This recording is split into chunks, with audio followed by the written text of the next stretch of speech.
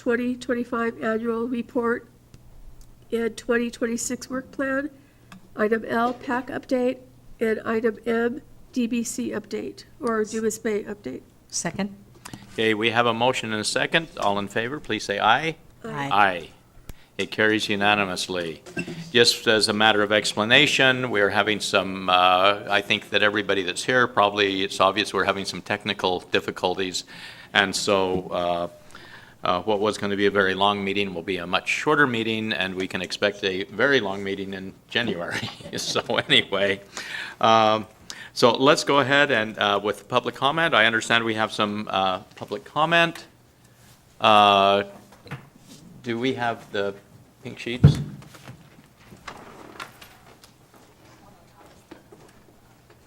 Yeah, here. Just.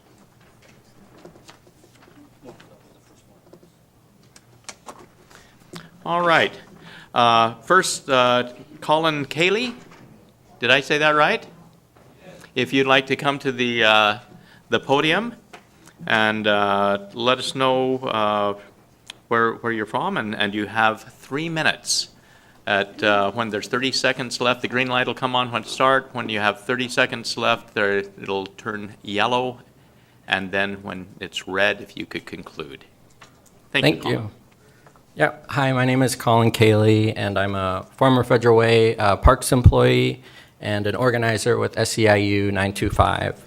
I wanted to give public comment today to talk about the flock cameras and other automated license plate readers that I know we have in Federal Way. As an example, in Piedmont, California, which is described as a super user of license plate readers, there's a report that finds very poor statistical evidence that license plate readers assist in recovering stolen vehicles or generating leads. Moreover, the ratio of Piedmont's license plate reader systems hits to investigative leads for law enforcement is subjectively low, and less than 0.3% of hits equate to leads. There's not even a moderate degree of correlation between ALPR hits and a detected hot list vehicle. Less than 0.3 of automated license plate reader hits might translate into a useful useful investigative lead for police. For example, in Piedmont, the city spent more than $500,000 of taxpayer money to continue crime and reduce individuals' liberties. So I would strongly ask the council to suspend our contract with Flock and all of the automated license plate readers in the city. I know that these come across as solutions for auto theft and carjackings, but we have to look at the big picture. Motor vehicle theft increased by 28% between 2019 and 2023. That's true. But this is in relation to an overall decrease of 53% in the past 30 years. Some other points, dragnet surveillance isn't a good way to stop crime. This is fairly widely known amongst experts, as well as punishment or the presumability of it doesn't deter crime. This is also widely known. And Flock advertises their cameras as producing a 10% reduction in crime, but this isn't actual research. It's just done by in-house people within the company and is more like just an advertisement.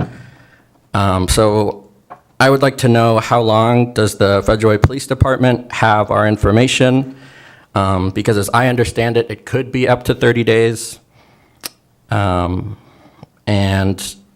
if you compare this to GPS tracking or phone data tracking, this would be unconstitutional without a warrant. All right. Thank you, Kaylee, for your comments. It's appreciated. And I would also like to ask to not implement drones. Okay. Thank you for your comments. Next, Eugenia Cascante. Did I pronounce the last name right? Yes. All right. Thank you. I prepared a statement because I'm not as good on the fly, but yes, like you said, my name is Eugenia Cascante. I'm a property owner here at Federal Way as well as a taxpayer, but most importantly, a member of the immigrant community. And I'm here to petition this body to turn off all flock cameras in the city of Federal Way. According to the city's demographic data, Federal Way is home to thousands of immigrants, people who come to this city from countries often destabilized by U.S. foreign policy. The vast majority of these folks come here to live peacefully, work, and build a future for their families. But we have all witnessed in recent months how the current administration is unjustly coming after all immigrants, utilizing all available resources, legal and illegal, to conduct surveillance and illegally detain asylum seekers, undocumented folks with no criminal history, and even legal residents and citizens. The administration has shown us that they need all of the oversight, and they have not earned the community trust. We have seen that when it comes to government overreach and constitutional rights violations, immigrants are the first and the most affected. So far this year, the federal government has accessed IRS data, USPS, and most recently, flock camera data in Immigration and Customs Enforcement to unlawfully detain members of our community. This contradicts and violates state law as it constitutes immigration enforcement by local police resources. ALPR is claimed to help in cases of auto theft and other property-related crimes. I want to encourage this body and this community to prioritize people over property. No amount of recovered property will ever be worth one life destroyed. As an example of how this affects even American citizens, in Redmond, an innocent man was detained when police acted on an alert from a flock camera. As it turns out, the system wrongly flagged the man's vehicle as being associated with that of someone with a felony warrant. That man has since been released, but that wouldn't be the case if that man had been an immigrant, undocumented or documented. Lastly, we live in times of impunity and corruption, and I want to invite all of those in position of power to protect our communities, abide by the law, and hold others accountable. Thank you. Thank you for your comments. All right. Is there any other public comment? All right. I think we have 2 on Zoom. Oh, 2 on Zoom, If okay. the Zoom will work. But Zoom, We're going to turn them on and see if we can hear them. If we can't, then we'll have to. they'll okay, connect and all right, so comment. we may or may not then, so. One of the Zoom recipients is here in person. Okay, all right. What's his name? Which is John Staub, S-K-E. All right, go ahead, John. Thanks, appreciate it. Yeah, I didn't know if I'd be able to make it after work coming up here, but I appreciate the time. My name is John Staub. I live in Tacoma, but I work and shop a lot in Federal Way. So when I heard that Federal Way had implemented flock cameras, I was really concerned. We've seen in Tacoma issues with this technology called ShotSpotter, right, which is just another piece of the trend of privatizing our community safety, which should be under the purview of the council, and then sending all of our data to these private companies. And so as a citizen that shops in Federal Way, I'm really worried that when I'm driving around, that my license plate is being captured by this private company and that there's no accountability. If you all want to continue having a contract with this company, I think there needs to be strong accountability of data sovereignty. I'm sure you all were sold a very promising advertisement. I have a job in software development, so I know how some of these software systems can seem like perfect solutions, when really what you need to look at is how you're helping your community and keeping, de-incentivizing crime by making it less, beneficial. Right? And so having this blanket surveillance state, even for people who have not committed a crime, right? You're punishing people who have done nothing wrong. So, people who are just trying to come and, be part of the community, either, come to the parks, come visit the light rail station. I was really excited to, use the light rail to go up to Seattle, since I live, right across the border. And I'm really concerned that, Flock, this private company, is taking my data, tracking me everywhere I go, even though I've done nothing wrong. So I would really like the City of Federal Way to cancel the contract with Flock, protect our community, use that money better spent protecting those most vulnerable. Thank you. All right, thank you, John. All right. And is there? Okay. Right. Hello, Sabrina. Go ahead. If you've been able to follow us, you have 3 minutes for your public comment. When there's 30 seconds left, there's no light, so I will, we'll give you a heads up at 30 seconds. Sounds good. Thank you so much. I'm also here to speak on the public safety concerns and the increasing presence of flock cameras within communities all around Washington State and specifically in Federal Way. With recent activity, advocacy in Olympia, community members have successfully advocated for the city to suspend their contract with Flock Safely. And I respectfully urge this council to prioritize our community members' lives and well-being. A recent study by the UW Center for Human Rights showed that flock data from Washington has been searched thousands of times by federal immigration enforcement agencies. 8 Washington law enforcement agencies have settings that allow full data sharing with federal immigration agencies, and 10 more Washington agencies have had their data accessed by federal immigration enforcement without permission. And so what that UW study calls this is, an aspect of this is side door access, because if any of the 8 agencies that are allowing full data sharing are passing on results of another agency to Flock, it's allowing them to have more access that is inappropriate and irresponsible. There's additionally backdoor unpermitted access, which we can't prevent either. And we know that not only is this a risk to our vulnerable community members who are immigrants, but also we know that these types of cameras have been used to track people who are seeking reproductive care across state lines. We know that police departments have misused this data for both personal stalking as well as sharing the data to abusers for bribes. So there are also lots of instances of misuse that have happened and would continue to happen in our community if this is here.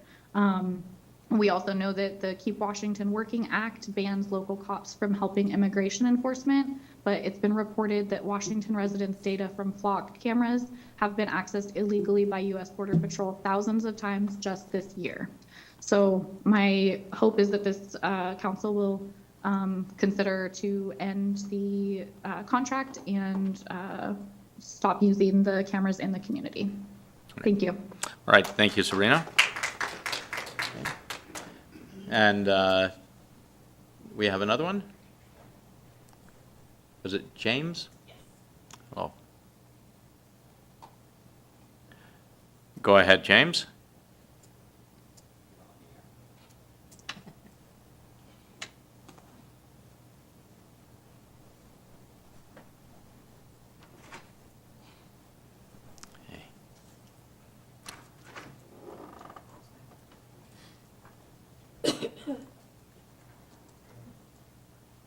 Our apologies for the technical difficulties.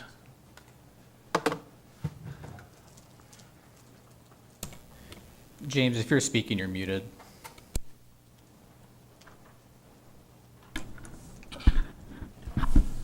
Right. He's still on the line, though? Okay, all Mr. right. Chair.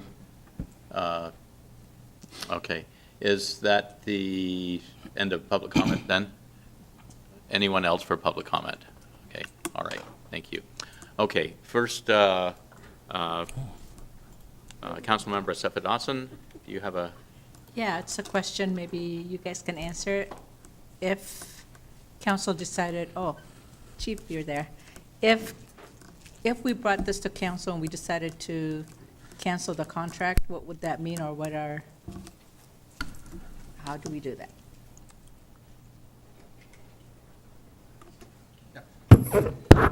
Currently, the city of Federal Way operates one Flock camera system at the intersection of 21st and 320th. If we cancel the Flock camera system, it would make our community less safe. We use this technology quite often for missing person cases. People with dementia, family report people missing. We use flock camera to locate them. We've had cases where we had a kidnapping of an infant that occurred in Federal Way, February of 2024. We had a description of the vehicle, and with flock camera system, we were able to locate, identify the vehicle in question, put it out statewide, and a very alert Washington State trooper at Moses Lake identified the vehicle and stopped it. And that's a huge case where a mother was assaulted and an infant was kidnapped. We also used flock camera system. It wasn't RCAP flocks. The vehicle went through a flock system in Tukwila, and that's how we got the vehicle description. We had a murder case that we solved in late 2024 murder case based on vague description of the vehicle, and we were able to identify a vehicle plate and solve that case. We have typically like a hit-and-run accident where we have a vehicle description and the flock camera identifies the vehicle, and we have the officer knocking on the registered owner's vehicle. Without that technology, we would have never solved that hit-and-run cases that sometimes come across. What I can tell you is that the system keeps the data for 30 days. We did an audit. When we became aware that federal agencies could access our system, we turned off the national lookout feature. So federal government out of state cannot access our system. And to our knowledge, based on our audit, we didn't have any data searched by the Immigration Custom Enforcement. So as a police chief, this has been a strategic plan for our city. Flock camera is not the first. We have our Safe City camera system. We have more than 260 Safe City cameras, 600 views, and that Safe City camera system has helped us keep our community safe. In fact, these camera systems that we have, they're virtually at every intersection.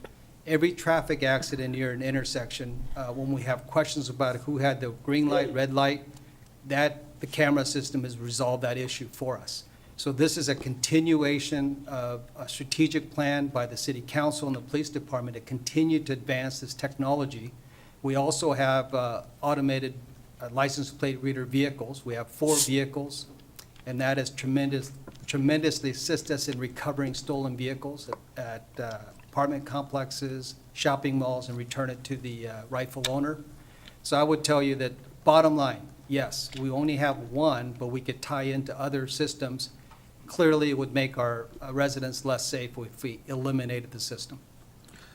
Thank you, Chief. Okay. All right. Councilmember Moore.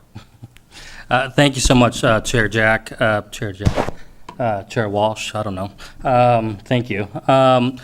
First of all, thank you to those that came and spoke about this. This is really an important topic, I think, for me as I enter or re-enter office.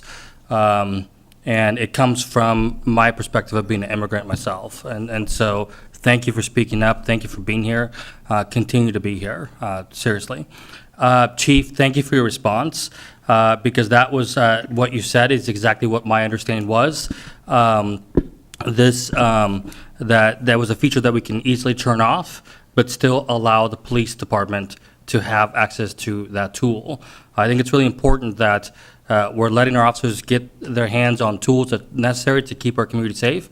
But at the same time, in my personal opinion, I believe that it's my vision to ensure that we're enacting state laws, that we don't do anything to help with what the federal government is doing on immigration. And so I appreciate that response, and thank you to the people that came and spoke up. I appreciate that. Yeah, thank you. Council President Kochmar. Thank you very much, Cheryl. So, Chief, one person mentioned the drones. I missed, is that going to be still on the agenda, the drones? That is still on the agenda. Okay, so will we be having a presentation on the drones? Yes. Okay, yeah, I'll get my answer then. Yeah. All right, Councilmember Dovey. You know, this is not normal that we have comment and public comment after like this, but I would weigh in. You know, I come out of the technology world. I've been in the cellular world for 40 years. are these people willing to turn off their cell phones and give them back? I mean, because everything you're talking about, flock cameras and the technology that we all use every day is being tracked. We all know that. And so until somebody says, I'm willing to give up my cellular telephone because I don't want people to know where I am, then the argument to me is like, not an argument, because we have to have technology to protect our people here in the town. The technology makes it so we can do more with less officers, and our citizens demand it. But if people are really concerned, then they would go to turn off their phone and not use one, because that data is in the world, it's being sold, and that's what pays for cellular technology and the satellite technology. And I would think it would be a real detriment if this council decided to stop technology to make our citizens safer. Thank you. All right, thank you. Councilmember Moore, and then we'll Yes. go ahead and end this discussion and go on to the next. Thank you so item. much. I appreciate it. Councilor Dovey, I appreciated your comments. I think they're very valid. You definitely come from the technological world of technology and cellular world, so you have a lot of experience. I think the only thing I can say is that I think Chief did a good job of responding in terms of it's a feature that we turn off, but we can still let our law enforcement officers do their job. I think it's really important. But at the same time, I think it's interesting because in years past, our federal government certainly has had access to our information. But I think that there's a huge difference of what our federal government's doing today. And I think they're weaponizing it. And I know that we can go down this rabbit hole of this political debate, but I just think that there's a difference of that. And so I think this is very valid, and I appreciate the comments that are coming forth, and I think it's something that we have to balance to let our law enforcement do their job, but at the same time, following state laws and really following what we are all about as a city, which is a welcoming, diverse community, and making sure that we're staying true to that. So, thank you. All right. Chief, has the federal government in years past had access to our information, as Councilmember Moore just stated? I will add, first of all, I want you to know that flock technology, there's nothing in the data that would let law enforcement know about anyone's immigration status. So that's that. I want you to also know, as a council, that we fully comply with the Keep Washington Working Act.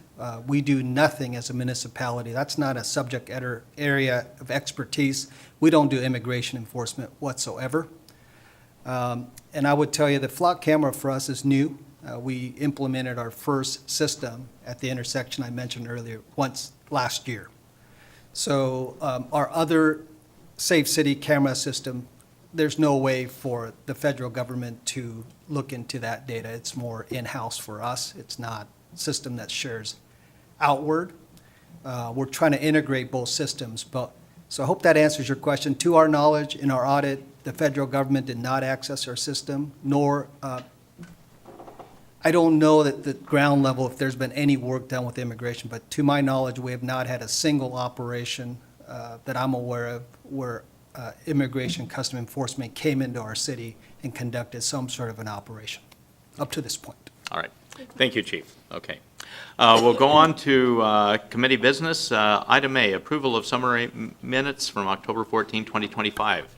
I move approval of the minutes. Can I make a comment? Oh, sure. I was not at the last meeting, but it says approved, and then it says 3-0 unanimously, so, It does say 3-0. They all say 3-0. yeah. Uh-huh. Because you weren't even online. Yeah.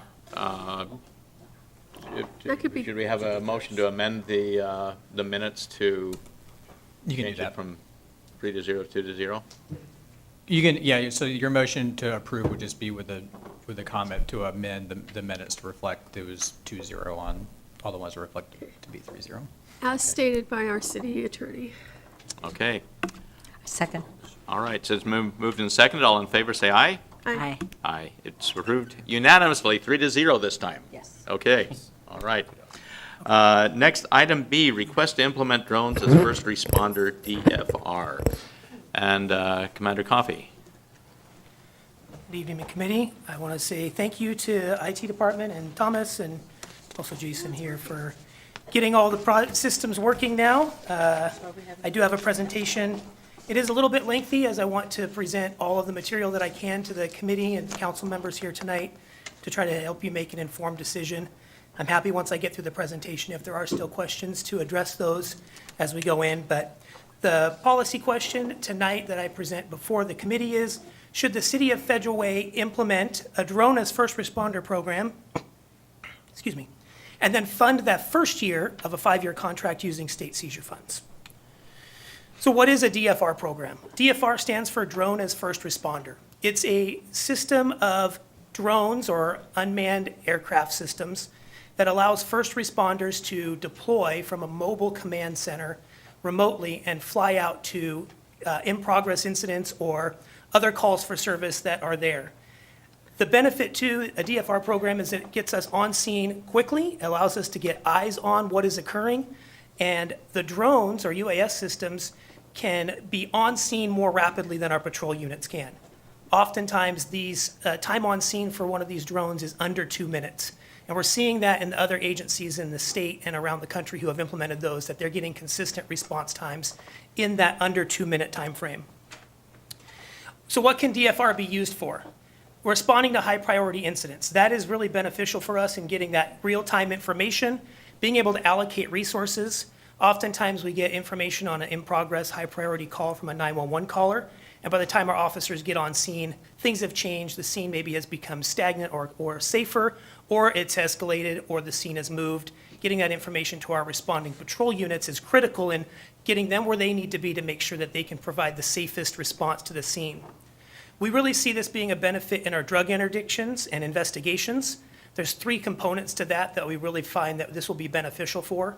As we've seen the law change regarding drug enforcement, we've had more open-air drug operations going on to try to identify those people who are using illicit narcotics in the public and be able to get them into a system that will help hopefully prevent the significant increase in overdoses that we've seen.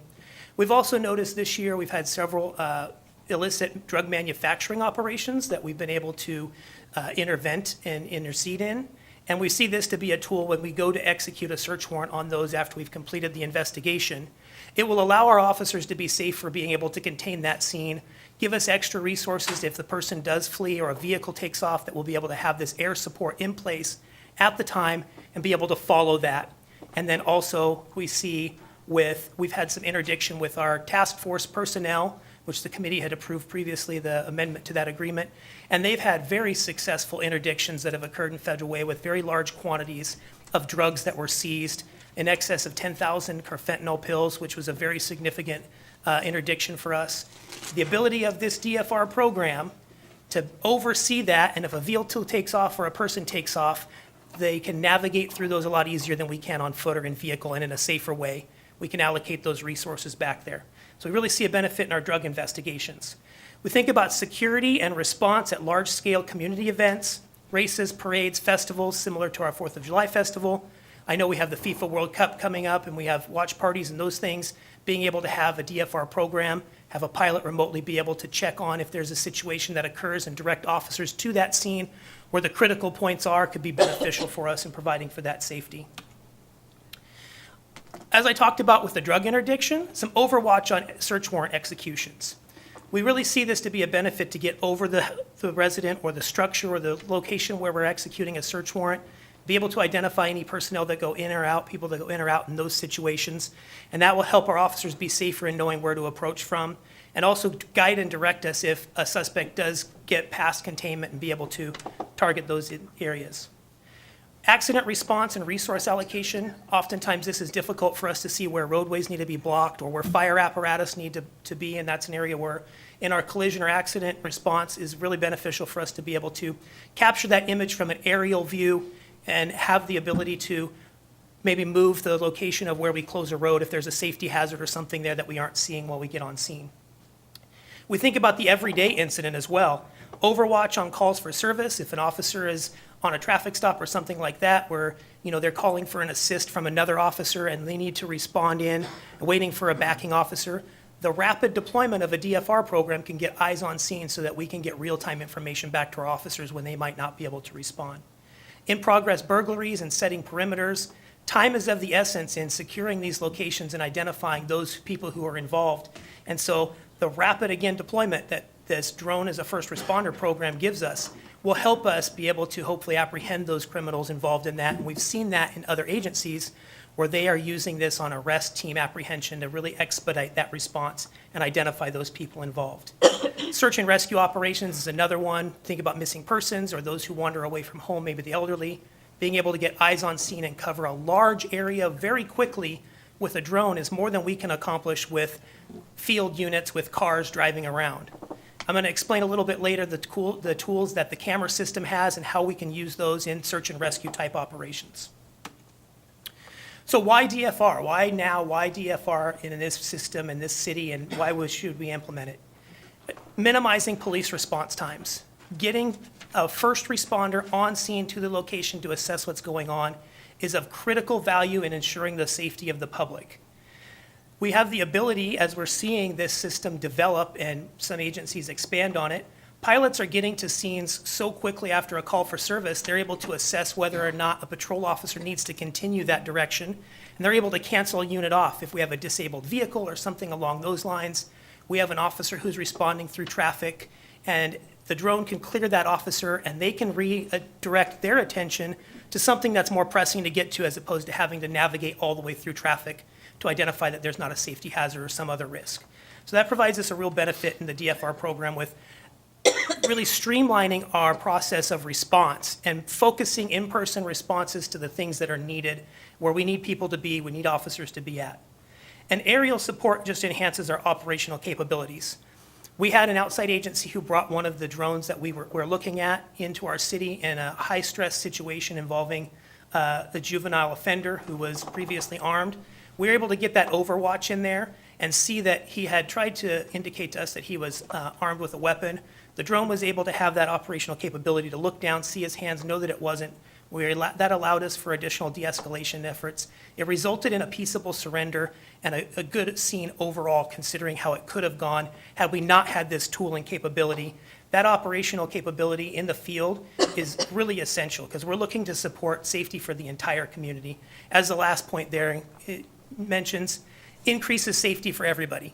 We really see it increases officer safety, it increases the safety of the public, it increases the safety of violators if we know what's going on and can coordinate that plan more effectively so that it's not a surprise when we startle upon somebody and we have that real-time information.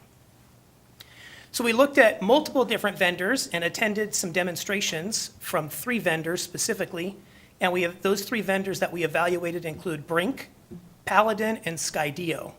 And I'll kind of highlight some of the issues and some of the strengths that each of those vendors had. Brink is a US-built company. They are NDAA compliant. That's the National Defense Authorization Act. The National Defense Authorization Act has some restrictions in place regarding federal standards and then also potentially some grant funding if we ever look to acquire some grant funding in those areas. So that is an issue that is a positive on their behalf. They are early in development on this DFR program. Their system is fairly good. However, we see some issues in their collision avoidance. When tested at another agency, they actually collided with a tree and rendered the drone disabled. They're in a beta version. As we talked about, other agencies have their version, but they're not able to deploy in real world. They are a very expensive option, $187,000 on an annual contract when you get 5 years. That's with a discount. So their system, with the capabilities that it has and the cost associated with it, really seems prohibitive for us to move forward. Paladin is an established vendor. They've been around for several years. We have explored that option in the past before. They do offer a shorter-term contract of 2 years. They're comparatively reasonably priced when we look at all 3 vendors together at $95,000 in an annual contract. When we were exploring this option, they have issues with their viability, and they demonstrated some issues with operability. We began exploring this early in the year of 2025, and they had indicated to me that they were operationally ready with the most advanced technology. when it came down to, tell me where you're deploying that and let me see it, they have software issues. They use a different vendor than they do software. The vendor is a Chinese manufacturer. They are not NDAA compliant, and if that regulation ever changes, that would put some restrictions potentially on us to continue this program in the future. Skydio or Axon is the vendor that we would recommend. They are an established vendor. They're also US built. They're NDAA compliant. This is the system that is currently operational, used in their patrol divisions in Redmond, in the Redmond PD. There's been many news articles that have showcased kind of their, highlighting their success stories. Other agencies in the valley are in the process in consideration. Renton, Auburn, and Kent are all looking at adopting these programs. This has the most advanced technology in collision avoidance. And really, when they demonstrated this in real world, as they showcased a couple of examples, they are able to fly down underneath the tree canopy. Their software is able to bring that back out without risk of colliding with a tree branch. And as a pilot of manual drones previously, that was always a challenge that we had getting into those restricted areas. The collision avoidance software is very advanced and very good at overcoming any pilot deficiencies that might be there. Far more advanced software capabilities.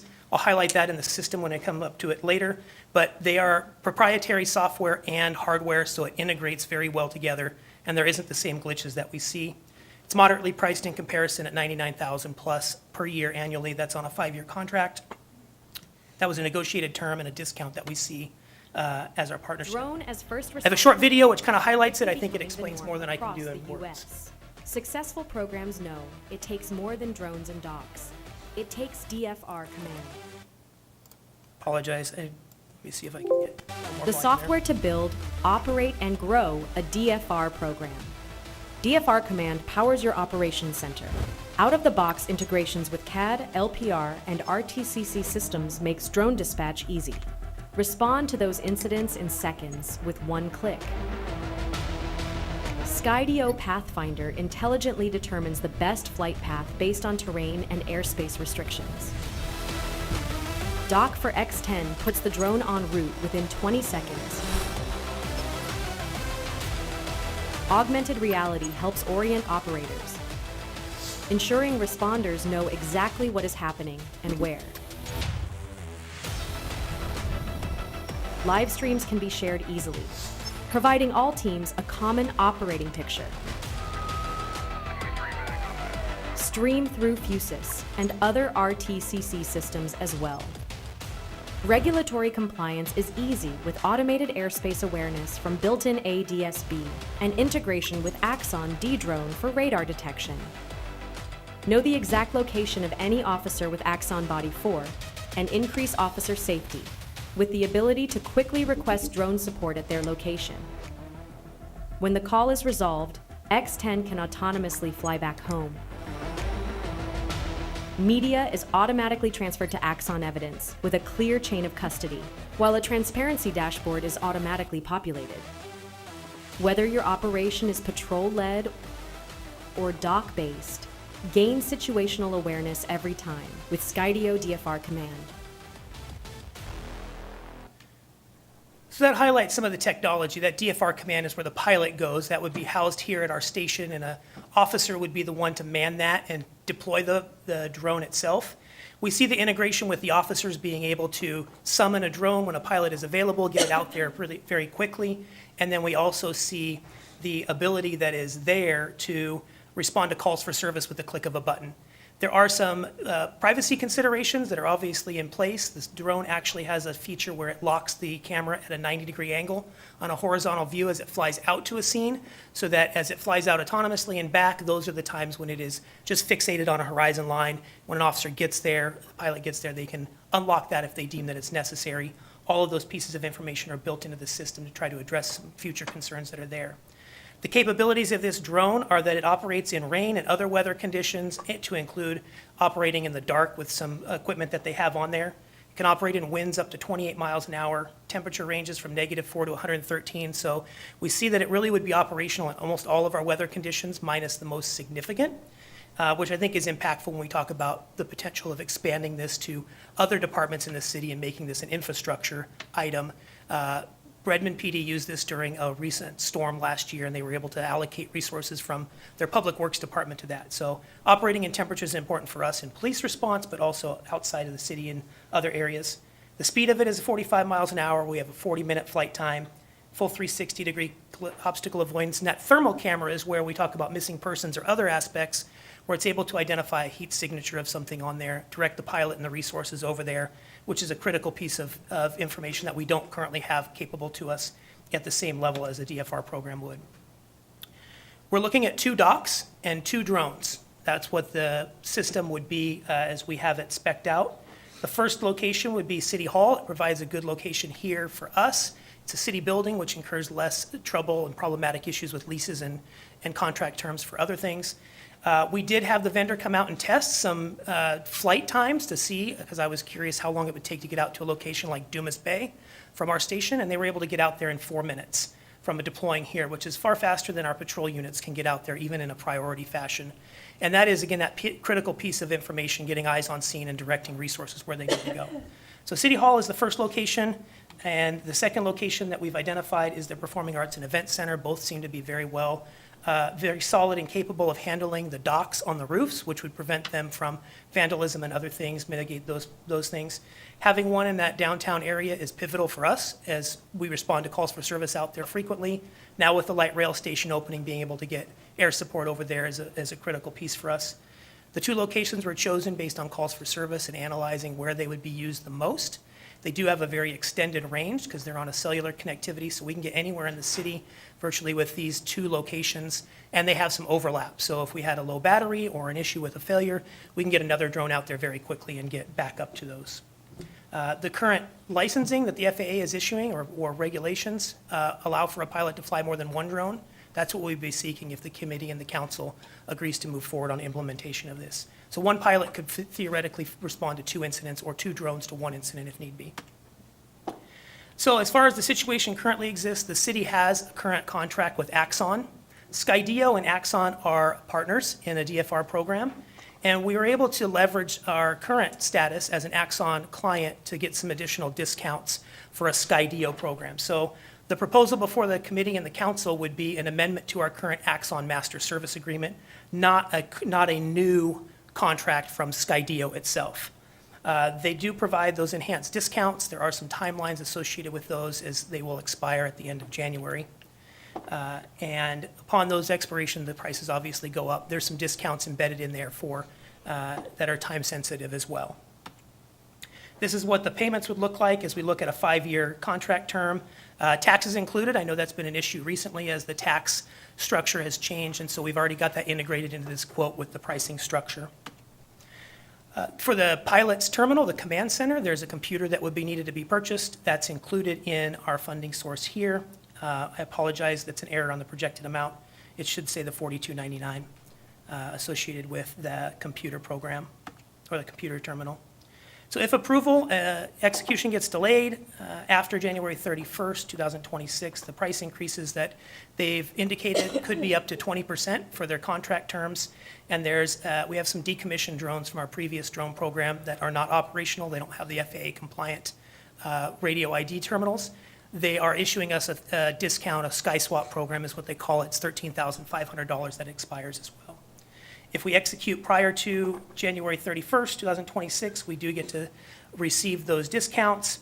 It's an annual savings of about $10,000 near, and about $50,000 over the term of the 5-year contract, on top of the Axon partnership discounts, which aren't included in those.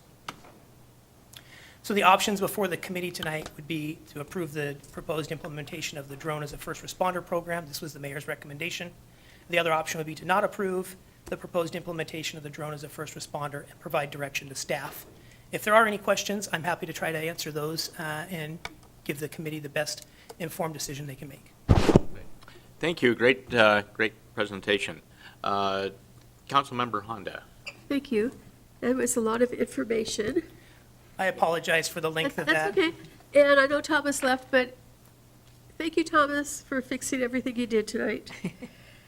So I have some questions, and I'll just read them, and then if you can answer them, great. If you can't, I understand. So how many cities currently use drones around here? Around Like here, this? as a DFR program, Right. Redmond is the only one I'm aware of who's been able to go operational on those. Renton is in the middle of their contract negotiation associated with that. Many agencies use drones themselves, just not in this DFR fashion, which really enhances the capability of that. Many are in the process, and the system is growing nationwide. I don't know of any others that, other than Redmond, that are currently active on a DFR program. Everybody else Okay. is kind of in process of implementing them. So the drones that you've used before, I had a fire in my house a few years ago, and when the police came, they put a drone up because I saw the person who threw the firecracker. Okay. But that's different than what this is. Similar aerial aircraft system as far as putting a drone up in the air and having a camera system available. Those were mobily deployable devices that we had, so they got dispatched out to our patrol units. They would have to have a visual observer on site to be able to have a second person. It was really kind of labor intensive on our staffing to put one of those up, but a very similar product. The rules had changed. They now require some technology to emit a radio signal out from the drones themselves. Those drones that we had previously are not capable of doing that, so they're rendered inoperable under the FAA regulations that are currently in place. Very similar program. The fire department is using drones, and I know some of our other public city departments are using them for their inspection things and such, but very similar. So with this program, with these drones, they can fly over people? Yes. Do we have to notify people at an event that we're using drones? There is no requirement to notify people. In the event that there is a safety concern, if there was a mechanical failure or a technology failure, the system does have a parachute built in to minimize any risk of one of these items falling on top of somebody. That's required under the FAA's current program for their waiver that they've given. So, but we don't have to notify anybody. And part of that, the value to that locking the camera at 90-degree angle is we're not capturing images of those people who are out there. We're flying over typically to a destination, at which point we unlock the camera and looking down to see what is needed to be seen by the pilot to relay to the first responders who are coming out. So these drones don't have to have, so my husband has a drone, so I'm just kind of going on what he says. And I know this is different, but these will be launched from 2 different buildings, and an officer does not have to have visual of the drone at all times, because they'll just be flying to a site. Correct. Because of some of the technology that's built into the system, the FAA does issue what's called a beyond visual line of sight waiver. You have to meet the criteria that the FAA requires to do that. In the video, it talked about some of the active flight tracking software. That is immediately available to the pilot so they can make determinations on whether or not it's safe to fly based on air traffic that's in the area. We have integrated these when we had that incident that I referred to for our outside agency coming to assist us. We integrated those with Guardian One and actually were able to coordinate if Guardian One needed to get, that's King County's aircraft, if they needed to get fuel, we'd be able to have that air support up. You don't need a visual observer or line of sight because of the FAA waiver and the system that they have in place with the autonomous flight, the obstacle avoidance, and the tools that are in place for flight tracking. So I know when my husband puts his drone up, he has to get approval from the FAA every time, but we won't have to do that for these. Correct. So if the committee and the council agree to implement this program, we would obtain the FAA waiver, which would allow us to fly without having to make those notifications. Okay, and 2 more questions. Will this replace an officer? And is the cost of training included in the budget? And was this in the budget that we approved a couple years ago? Okay, I'll handle, I think, the first question, if you could say that again. Will it replace an officer? No, we're not looking to replace an officer. We're looking to enhance the number of officers we have, having a pilot there and directing resources, especially as the city looks to expand and to grow. We're obviously going to see increased traffic with things like the light rail. We're looking to make our team that we have as efficient as it can possibly be, and really having this DFR program to be able to move resources where it's vital. Times when we can clear a call without an officer out there will really make us better at serving the community and the public, providing for public safety. it was not included in the budget for the 2025-26 year. We are looking to offset the 2026 year because we're going to integrate these systems in with our drug investigations and those pieces. We have some asset forfeiture funds that we will adopt the first year of the contract using those funds, so it won't require a budget adjustment for, excuse me, the 2025-26 budget cycle. And then we'll incorporate this into the next biennium budget cycle, moving on to the end of the contract. And we will be, obviously adjusting where we need to make sure that fits in with what funds we have available to us. One more question. The video or any photos that you take from these drones, are they allowed in court? Yes, they are. And the video, as you saw, and it downloads into our evidence.com portal, which is the same thing that we use for our body-worn camera and our photos that we take at the scene. It has built-in security measures. It's proprietary to us. When we have access to it, we have to share that with people independently. So it's not like anybody's outside looking into it, and it is downloaded into that, and we can use them for court. It's been allowed and approved in previous cases. Thank you very much. Councilmember Cepheus-Dawson. Thank you. Thanks for asking some of my questions, so we're on the same page. So actually, she was asking if it would replace an officer. My question was, to the contrary, are we going to need a new officer, was one of my questions. From my perspective, we could always use more officers. Obviously, that would help with public safety all the time. And as, again, the city grows, I'm sure we'll be looking to expand and request expansion of our staff to address those. But for this program, we're not looking to add an officer at this time. It really would be using the resources we have. I know that it is a significant financial ask of the committee and the council, but we really do feel like it provides the best resource for increasing safety for the officer and the public that we can use an officer for, and make the resources that we do have the most efficient that they can be. Okay, and you said there's two of them, 2 drones? Yep, 2 drones in this, with the contract, the way that it is written, that's 2 docks.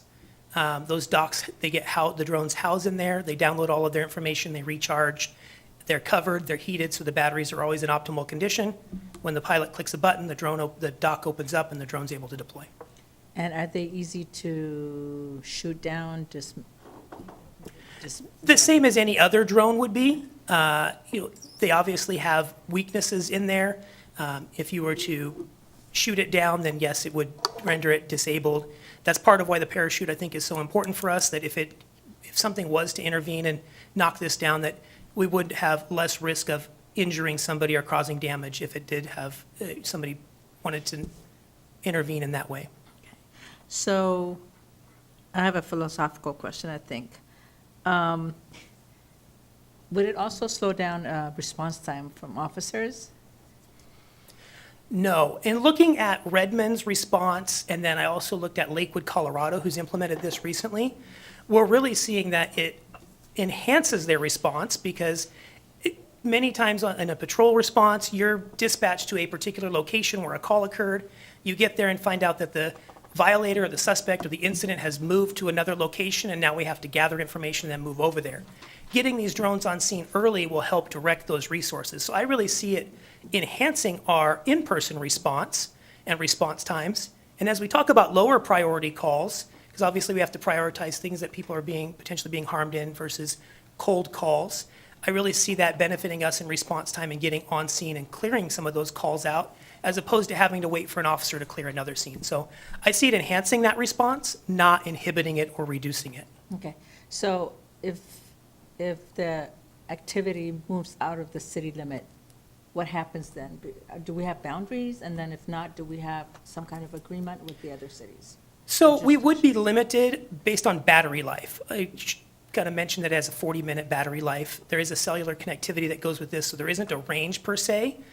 When deployed, Redmond, they shared an incident with me where they were tracking a suspect of a crime, and they extended on beyond the limits of their city.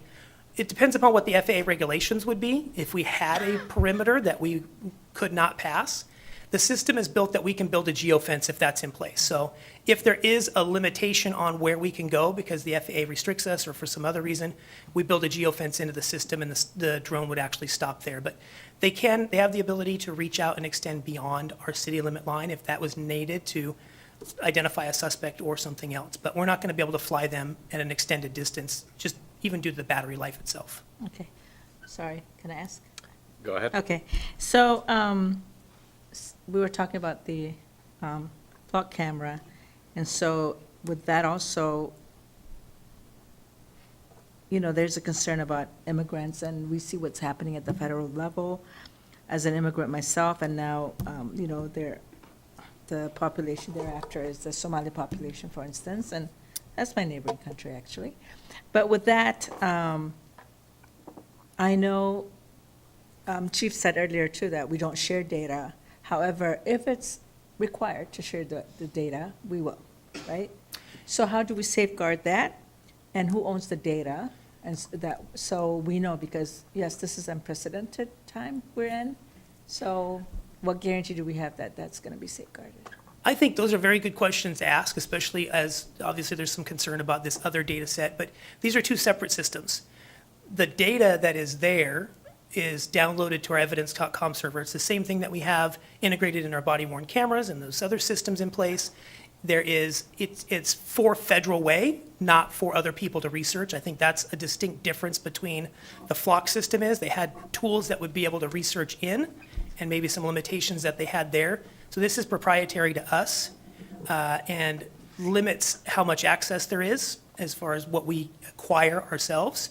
And then, as the chief indicated, we do not intend to violate the Keep Washington Working Act in any way. We don't participate in those ways, and it's very important to us that we abide by the legislative intent, the public's desire for those things. So, you know, those are the safeguards that we have in place. It's not a system that is searchable from other agencies. It's proprietary to us.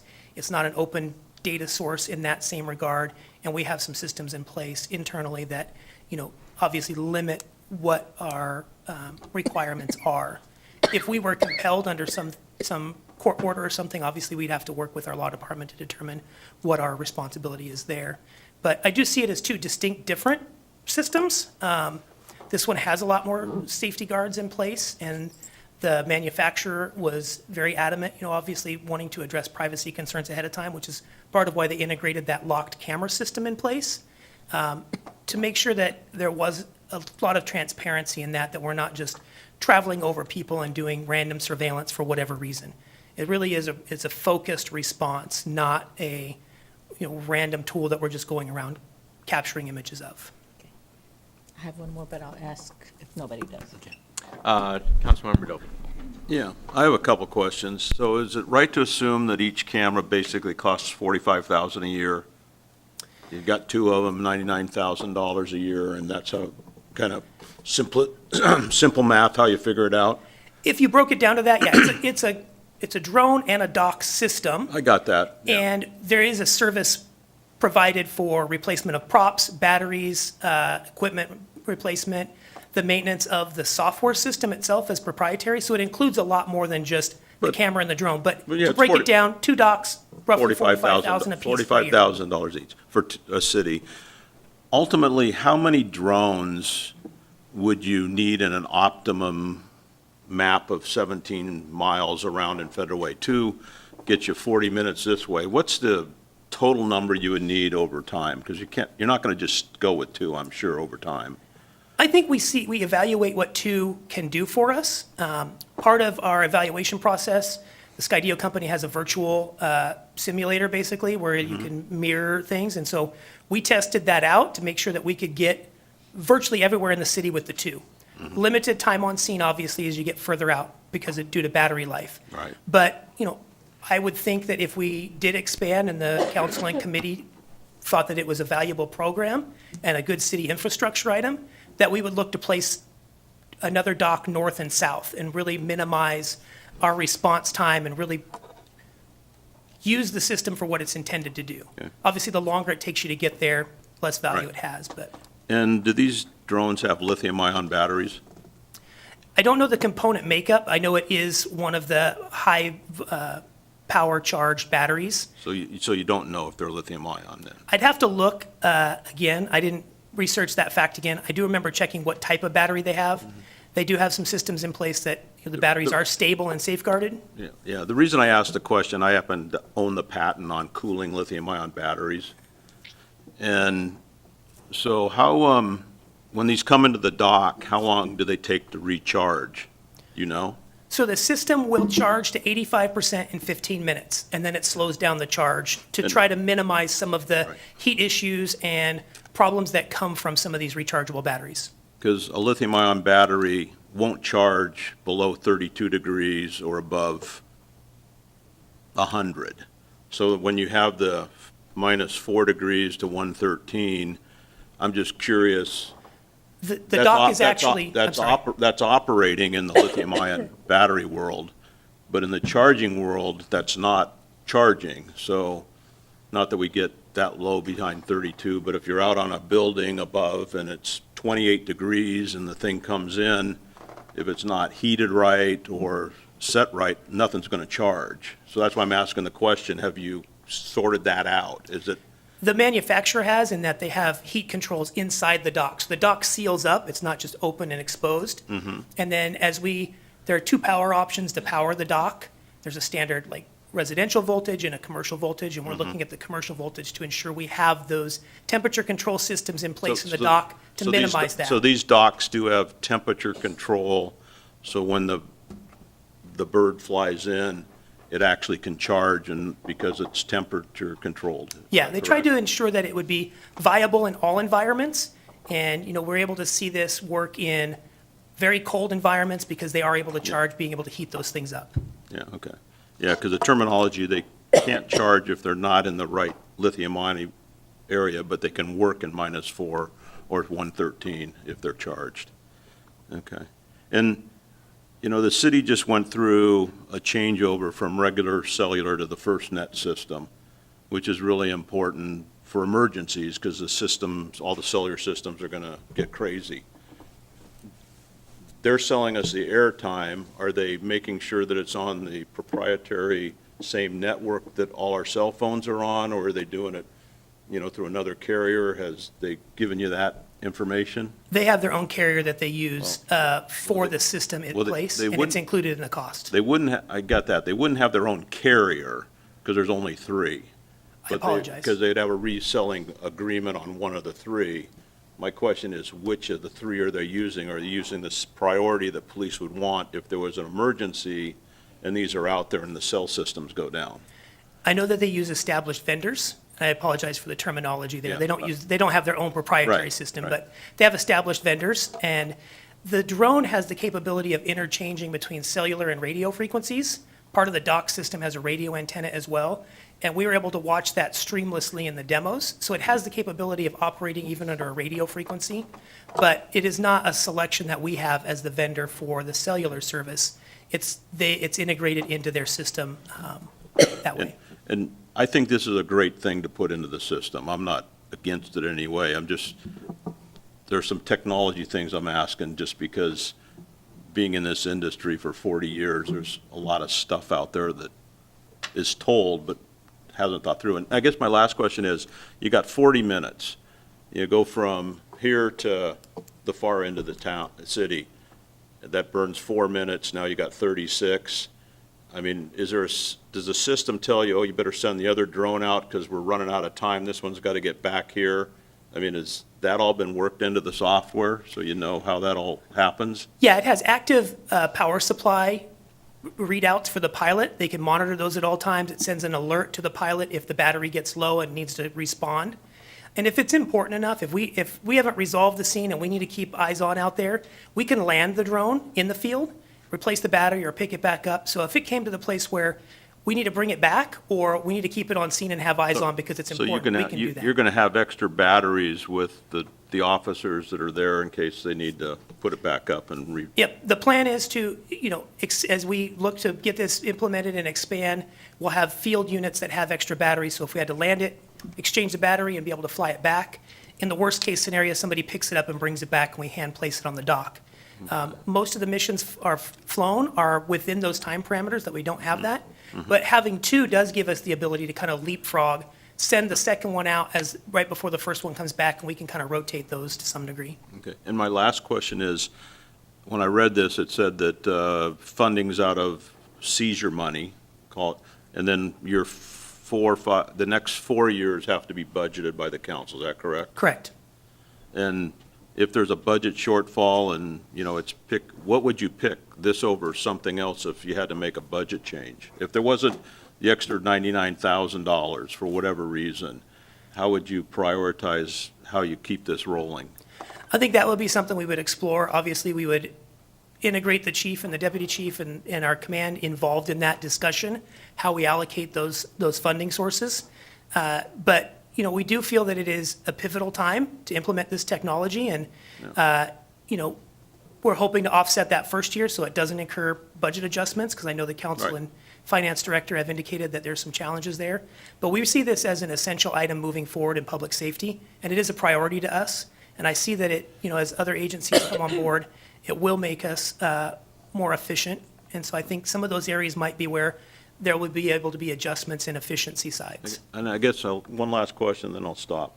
When we see a big emergency in the city, we see 9 cars going towards wherever. I've seen it many times. This would actually maybe make it so you're only sending 2 cars, right? Because you know what's going on and 9 officers aren't running down the road to something? So when I talk about public safety, and I tried to keep it somewhat brief, but that is a consideration as I talk about being able to have that real-time response. Say we get dispatched to what is reported as a threat with a weapon or something else, and that drone gets on scene and says, hey, I don't have anything here. That radios back to our patrol units. They downgrade their priority response. And again, that provides better safety. Obviously, there's always an increased risk when we're driving priority. The need to be on scene, we balance that with how we drive. But I do see it being a resource to minimize how often we have to send those 9 units out. And then again, talk about efficiency, now we reallocate them to the other calls for service they're needed at. Okay, hey, thank you. Councilmember Honda. Thank you. So the first year will be covered under the state seizure funds. How much do we have in that fund right now, currently? There's a little over $400,000 in there. So why can't it cover more than the first year? So we really believe that that asset forfeiture fund is a limited, it doesn't just recur or come into there. Those are funding sources that have come from drug interdiction investigations, and those things have gone through due process for that. And really, we're looking to offset that and implement this early in 2026 so that we can bolster some of those drug investigations. But it's not a good funding source to continue on in the years to come. Integrating this as an infrastructure piece for the city and for the police department really, I think, fits better in a budgeted item that becomes a recurring item. There are other needs for those funding sources in training, equipment, software, for other areas that will respond to our drug investigations and special investigations unit. And so not depleting all of those funds, which are not replaceable necessarily, I think inhibits some of the other aspects of what we need for drug investigations. So about how much do you get into that fund per year? It varies, and the state legislature has changed some of the criteria for that, so it will be a bigger hurdle to acquire those funds in the future when we are able to intercept, criminal activity related to drug use. So it's not, that funding source has been there for a while now. It's not something that we see a regular return on those. Depends upon the investigations that were there, if they meet the criteria. Our parameters will be, we have to wait until after criminal conviction going on, so we don't see that being a really viable funding source where we see revenue generated into that's consistent over the years. So when we do the budget for 27 and 28, if we can't find the funding for this program, would it seem logical to use the money from the state seizure funds for the program? I think we're committed to this and implementing that into the budget, but we would explore that, obviously, if there was some sort of economic downturn and the budget did not end up being there. But we'll evaluate all options at that point. But we do think that when we have recurring items, if we can integrate it into the budget, that is optimal so that we can continue the service on. Yeah, we've all talked about the fact that we're looking at a difficult difficult budget coming up. You know, we don't have the income coming into the city that we had before. So, and where will the pilot be located for? Down in the PD, we have a spot allocated that would work for the pilot there. There's a computer terminal with 2 screens. The screens display all the information that the pilot needs. So it'd be in-house here, that way our infrastructure could support it, with the video transfer that goes on with it. Okay, thank you. Right. Thank you. Just a quick question. Would speaking of the pilot for it, would that be a commissioned officer or support staff? Who would be doing that? We plan to use a commissioned officer. That way they are responding out, they know the laws, and are able to relay information related to criminal activity a little bit easier to the officers on scene. Okay, all right, thank you. Councilmember Moore. Thank you so much. What was your name? Mike Coffey, Mr. Coffey, thank you. Or detective or? Commander. Commander, thank you for correcting me. I appreciate that. I wanted to say thank you for answering all of our questions. I appreciate it in details. And I just wanted to echo the sentiment to Councilmember Lydia Safadasans, which is, I think we're in a period of time where we just have to be really sensitive. And we obviously, speaking for myself, my priority is to, do what we can to support our law enforcement officers, but also, like you just said, abide by the Keep Washington Safe law or executive order, was that? Or It's a law. Yeah. Yeah, okay, exactly. So, but I just want to, I know it's something that's going to be asked several times, as we go on. So I appreciate the sensitivity and the thought process that goes into that lens. So, thank you. Right. Thank you. Great presentation. And no further questions. Do we have a motion? I move to forward the proposed implementation of the DFR program to the December, I think that there's. yes, to the January 6th. What meeting do you want to move forward to? It's, It is listed as the January 6th council meeting. yeah. Okay, yeah, there's a- all right. January 6th, 2026. Business agenda for approval. Currently, it says consent agenda. I think this is something that all council should be discussing, especially since we'll have new council members sitting up here in January. Very well, thank you. I second that. I thank you. Okay. It's been moved and seconded. All in favor, please say aye. Aye. Aye. It passes unanimously. All right. Thank you, Commander Coffey. Thank you very much, appreciate your time. Right. Next, item F. Federal Way Community Center Electric Vehicle Charge Stations Contract Authorization to Bid. And it is, let's see here.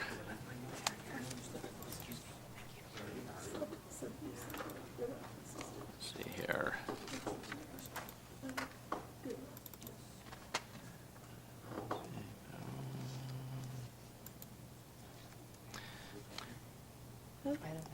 All right, so item F, and so it's Clarabelle Orania? Or Orlana? Oriana. Orleana. Did I say that right? Oriana. Two Ore- L's makes a Y. Orellana. Orellana, okay. On my copy, I couldn't tell whether it was 2 L's or an L and an I, so anyway. So, Ms. Orellana. Thank you. We had a visual, but I can continue without it. Oh, that's that. No, that makes all the difference in the world. Thank you, Adam. Goodness. But I'll continue. Greetings, Chair Walsh, Council President Kochmar, committee and council members. My name is Clarabelle Orellana, Capital Projects Manager representing Parks Department. And the policy question I have for you today is, should the council authorize staff to solicit bids for the Federal Way Community Center electric vehicle charger station project? So the financial impacts, the cost to the city for Federal Way Community Center electric vehicle charging stations was included within the approved budget under the Parks Department. And in accordance to the approved budget, this item is funded by the Department of Commerce grant in the amount of $299,730. Upon completion of this project, future costs are nominal and would only be due to ongoing costs associated with operations and maintenance and periodic inspections. This project will provide more opportunity and infrastructure for electric vehicles as the state moves forward and towards limiting and reducing greenhouse emissions. Soliciting bids will allow the city to competitively bid and with council approval award the work needed to have this done and to have EV charging stations available for the public. And I'll focus on this bottom portion. Oh, I apologize. Let me do some rotation. One more. And the zoom. Oh, I don't know how to zoom this, you know?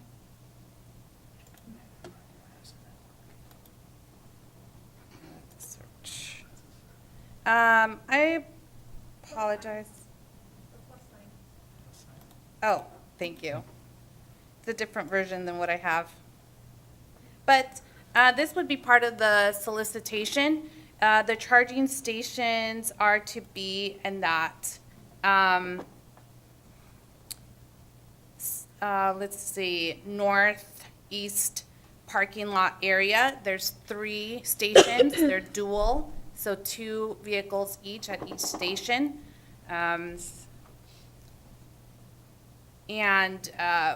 This contract is to be completed by the end of March, which is why we wanted to make sure that present to you today. So the options to be considered are 1, authorize staff to solicit bids for the Federal Way Community Center electric vehicle charging stations, and 2, do not approve staff to solicit bids and provide direction to staff. And the mayor's recommendation is option 1. I'm open to questions. All right, Councilmember Honda. Thank you. So I don't have an issue with this. My issue, though, for applying for this, is the location you've picked, because parking is really tight at the community center. Is it possible that these could be located along the side of the building where the gym is? We have not solicited yet. That could be an option. Because parking is really tight, and this could potentially take 6 spots up? Because it's dual, right? Potentially. So, and you can only park there if you're charging your vehicle? No one else could park there?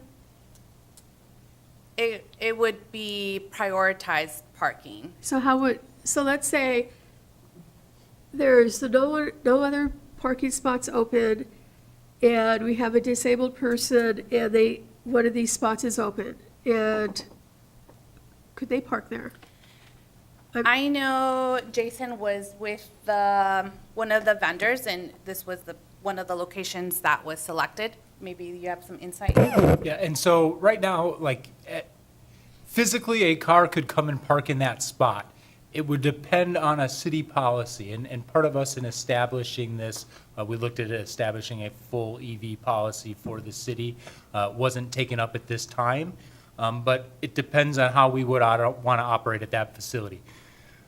When you pull up, a normal person would be charged. They would run their credit card and get charged for their time. Then a decision has to be made on how we want that software to operate. It can be you pay and you can sit there and your car is charging. Even when it's not charging, you've paid that one rate for your charging. Or it can be you park your car there, you swipe your card, you're paying while it's charging, but then if your car is fully charged, you have opportunity cost. And since you are taking that spot and that opportunity for someone else to charge, you're charged a slightly reduced fee, but you're still being charged because you're using that spot. We are a public facility, and to me, we would not be doing those operation costs. It would be you swipe your card because you're using and you're kind of reimbursing us for that electricity. And if no one's there and charging and you're parked there, kind of takes away that public benefit, but that would be an option, and we would, if council had a strong feeling they wanted to go one way or another, we would defer to your discretion on that. How long does it take to charge a car? It depends on your car and at what charge level it's at. But these are Type 2 chargers, which are pretty fast chargers. And my vernacular in using electric cars is not there. So unfortunately, I don't have that piece for you there. We could get it from the vendor. And I'm sure I've been fed that information. I just can't recite it off the top of my head. So we'd get back to you on that one. So if it takes an hour to charge a car, I don't know, and the person is in the community center for 3 hours for an event, their car could potentially be there for 3 hours, taking up a spot. But I don't have a problem with charging cars. I think that we need to do that, but I just think that this location of charging cars should be moved so that it's not taking up very precious parking spots. Is there any reason that it could be along the side of the gym? If council decided that's where they wanted to have we would make those changes to the RFP before we advertised and change that location. I would highly suggest we at least think about that as a council. John? There was one thing that was taken into consideration when we talked about locating them here. There is a certain amount of vandalism that happens at charging stations, and this is a very visible spot compared to the side of the building. That was a consideration. There was also some talk about savings from the wire runs into the panels, because the panels are located closer to this than they are on the side of the building. So you have a very long run and potentially going around the building, entrenching, versus much less. Those were two considerations that at least were talked about. I'm not absolutely against what you're saying, you're absolutely right. Parking is tight over there, and when it's full, every spot on the side is just as full as the other ones, and the people are parking at the school district all day long. And it's a good problem to have, but it's a problem for sure.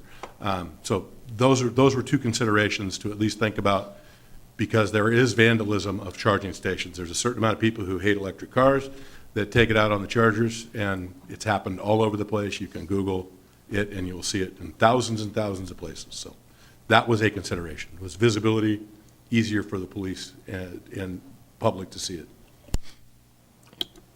All right, Councilmember Dovey. Yeah, we're getting the money from Commerce or someone to put these in, correct? Correct, Department of Commerce. Okay, and it covers all the costs, 100%?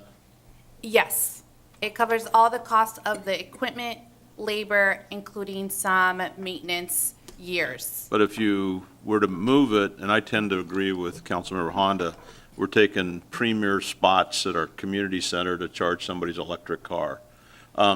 If you were to move it and you got a wire run that's another 20,000, will it cover that? We don't know yet, because we're We going out haven't- to bid. So you haven't bid it? I mean, And these are people parking that are using the community center themselves. no, I get it. But my question would be, why even put them in? I get it, everybody wants electric cars, but so you got $299,000 or whatever to do it, but you're taking up 8 premium spots for people that go to use the community center, they park for 3 hours, you got a vandalism problem. I mean, maybe it's one of those things where you say, we don't want the grant because things are working, why screw it up by putting in electric chargers, other than it's a good thing to do? Well, there's a lot, as was mentioned, there's a lot of members and staff, mostly members at this time. We've had a few staff that have had electric cars, but a lot of members drive electric cars. You can go over there every day and see, you probably count 10 Teslas and other electric vehicles, and they're paying members, so it's a nice amenity. Well, I get it, they're paying members, there's lots of places to charge, you do it at your home, you got a Tesla place over by 320th and the highway, but the community center is for the community, to use and utilize. It's like, I look at it more like a social part of the city. I mean, we want as many people there. And if you're taking away parking just because you want it convenient to charge your car, and we're only breaking even though we got money from the commerce, maybe we shouldn't even do it. I mean, give it to somebody else to put a charging in, because you haven't come here and said, hey, people are knocking on the door, they want charging at the community center. You're full, you got everybody there. People that got an electric car charge at home probably anyway, or they go to the Tesla place because they got the fast charging they paid for. I mean, maybe there's money we shouldn't even take and say, we don't need it. I mean, I agree with Susan, if you're gonna put it, you shouldn't put it in the primary place that people park. You should put it way somewhere else. But if you're telling me you're gonna have vandalism problems, and I got a brand-new Tesla and my car gets keyed because I'm charging and somebody doesn't like it, it's another problem you may not need. And I hear you. I was I'm not just gonna- answering the question of why it was even considered to put them where they're considered on this I map. get it, it's cost to put it there, because you're close to the electricity and you can make it all work. You move it on the other side, it's gonna raise the price a lot. Council President. Oh, I'm just trying to understand. See, now, Carvel, thank you. So there's, your agenda bill is telling me there's this is a grant for 3 new charging stations, correct? 3 dual, so it would be 6 parking spots. So 6 parking spots.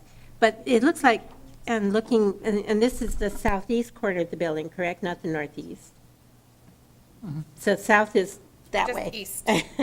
Just east. So at any rate, let's not worry about that. So how many parking spaces are there? I'm counting them. There's more than 8. There's more than. Yes, it's not to take the whole spot. Each charger is in between 2 stalls, and it would use 6. 6 of 14, it looks like to me. So there's 14 parking spaces there. So how many would be left then for? 8. 8 would be left for Regular disabled, vehicles. Non-electrical use. non-electrical. So that you have 8 disabled. Okay, so right in the front there, right in the center, what are those? Those are Disabled. Those are disabled also right there, around the circle. How many are there? That's it, the other ones are They're not disabled over here. These are not disabled. Over there. They've never been. Yeah, it's not taking disabled spots, it's just taking some general parking spots. In the center spot? No, but There's where no the. disabled spots where here. The yellow is where they would be. Correct. Those are not disabled spots there. The yellow is for the The charger. chargers. Would be, yeah. So, but you still have 8 left to be disabled spots, correct? Those aren't disabled. They're not That- disabled. But None you of could them make along them that side are disabled. disabled. Oh, sure, let's do that. Well, make them disabled. You got 8 there. I mean, I don't know why they aren't. 7. Well, 7. I don't know why we don't have them disabled right now. Because you don't need them there. Because the closest spot is generally where you put the ADA accessible parking spots, and that center ring is the closest as far as distance. I can't Well, tell you you- the and actual how amount many of do you feet, have? but How- they are the closest to Yeah. the main front doors. Thank you. But, Mr. Gert, how many do we have there, in the center spot? We have Count 9 10. ADA Nine. Is it parking 9? stalls, which Okay, exceeds and- the requirements. And if you add the other 7, you're adding 7 more, Yeah, correct? that would make 15 handicap if you asked us to change those and convert the regular spots to ADA parking spots, you would have a total of 15 at that point. Well, But so, you would also need to do curb cuts, truncated domes to make them appropriate ADA parking spots. So there would be additional infrastructure improvements to convert those parking spots to ADA. And it would be less than the 7 because we would need some more spacing. more space, yeah. Mm-hmm. Well, And we have sufficient disabled parking currently, correct? We exceed the code requirements at that building. That's not sufficient. But it meets the code requirement. Yeah. But it's not sufficient. Right. I- Yeah. I'm just wondering how many, it's exceeding, we will be exceeding the amount needed, but how many are actually in use in the disabled spots? On a daily basis? On a daily A lot of times I see them all full. They're always full. not always, but a good chunk of the Good time, chunk of you them are will usually see full. them full. That I go over there times two where there's several Yeah, available. okay, well, we're I adding mean, seven. I'm there all the time, and it varies. You And know, so- cars come and go.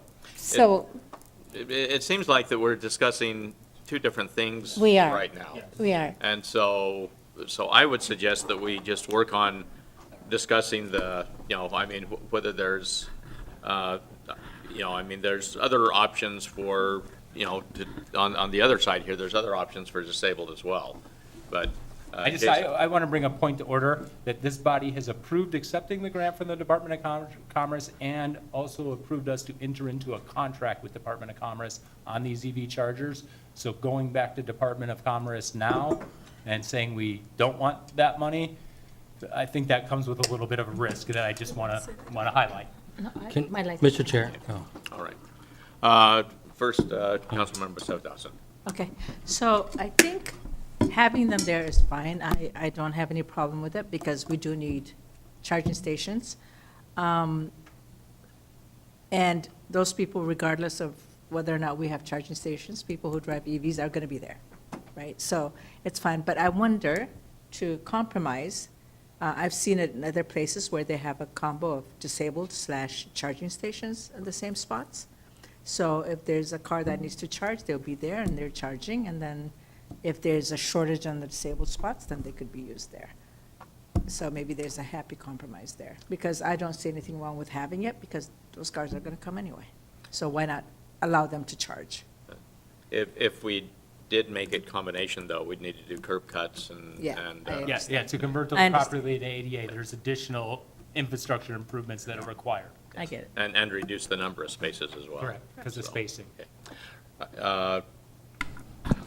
Councilmember Moore. There you go. Thank you so much, Chair Walsh. I think this is a great idea, and I'm thrilled that you guys, I assume you guys seeked it, is that right? Did you guys seek This was this? part of a legislative ask, and that's how we were awarded the Perfect. money. I can tell you, we've been looking to install EV chargers in this city since 2008. Originally, it was at this building. We looked post-on the community center. We looked into it for the PAC. Funding was always the issue, and so now we have some funding, and this would be the first time And- in about 15 years of trying to Yeah. get some in our infrastructure. And Jason, thank you for making the point of, if we resend this and don't do it, this is what's going to happen. And especially if we've asked for money for this and we don't do it, it's going to be a little bit more challenging for us to get more money in the future. It's going to have a negative impact on that. So I really appreciate you clarifying that and making that clear. I have to say, I mean, just like Director Hutton has said, it is and like all of us recognize and know, it is a heavily used building. We want that. But I have to be honest and say I would concur with Councilmember Honda in that I think we should look into what would the feasibility look like if we moved it, and just do that. I want them there. I want us to be a city that promotes green energy and less fuel efficient, fuel efficiency vehicles. I want that. So I think this is fantastic. I appreciate the work that you've done, but I